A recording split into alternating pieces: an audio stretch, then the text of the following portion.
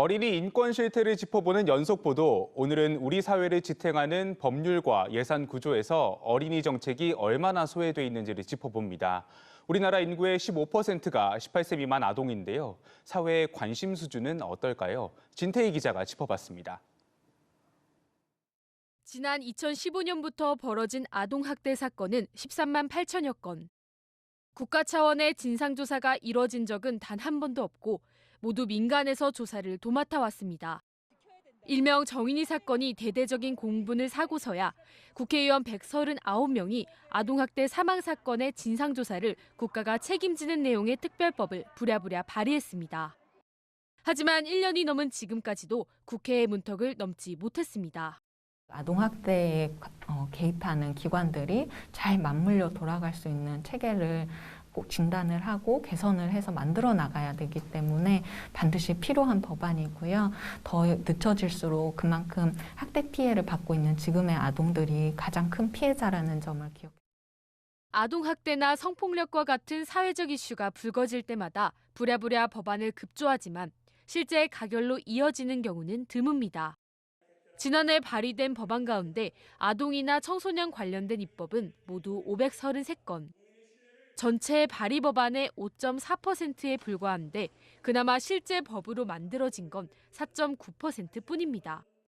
아동 관련 입법이 가뜩이나 적은 상황에서 사회적으로 이슈가 되는 특정 사안에만 입법 쏠림 현상이 계속되면서 정작 아동에게 필요한 법안들은 한없이 늦춰지고 있다는 것도 문제입니다. 법의 사각지대에 놓인 미등록 아동의 출생을 국가가 인지하고 도울 수 있도록 하는 출생통보제. 학교에서 학생의 시민적, 정치적 권리를 보장하는 초중등 교육법 개정안. 입양 과정의 국가 책임을 강화한 입양특례법까지 취약계층 어린이들의 인권 보장을 위해 어렵게 마련됐지만 모두 국회에서 1년 넘게 계류 중입니다. 취약한 상황에 있는 아동 청소년을 지원하는 것은 맞아요. 그리고 빨리 지원하고 신속하게 입법을 하는 것은 중요한데 문제는 일반적인 아동 청소년의 권리 보장에 대해서는 덜 생각하고 덜 지원하고 덜 입법화되는 경향이 있는 거거든요. 정부 예산에서도 소외되기는 마찬가지입니다. 아동 청소년 예산은 올해 보건복지부 예산 가운데 3%에 불과합니다. 이렇다 보니 아동 청소년 관련 정책은 지자체에서 십시일반으로 예산을 부담하는데 예산 전원이 지자체장에게 맡겨져 있다 보니 지역별 격차가 큽니다. 또 소관 부처에 따라 아동 청소년을 규정하는 연령 기준이 다른데 중복되는 기간을 두고 부처 간의 책임 떠넘기기와 이권 다툼도 흔합니다.